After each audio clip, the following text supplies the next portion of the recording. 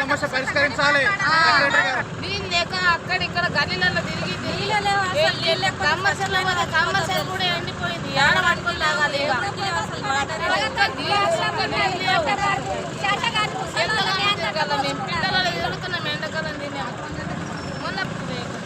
లోని 12వ వార్డులో గత 10 రోజుల నుండి వాటర్ని తీవ్రంగా ఇబ్బంది ఉంది కాబట్టి ఈ విషయంపై గ్రామ పంచాయతీ అధికారులు కానీ స్పెషల్ ఆఫీసర్ దృష్టికి పలుమారు తీసుకెళ్లినా ఈ విషయంపై ఎలాంటి స్పందన లేదు కాబట్టి ప్రభుత్వం దీనిపై దృష్టి సారించి తొందరనే విచ్చుకుందలోని 12వ వార్డులో నీటి సౌకర్యాన్ని కల్పించవలసిందిగా విజ్ఞప్తి చేశారు. వాటర్ లేదు, నెల ఎవరు పట్టించుకోవట్లేరు.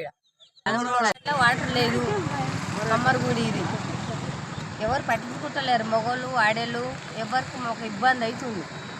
పంచాయతీలో పోతే ఓళ్ళు రావట్లేరు. మా గదికి నీళ్ళు లేవు.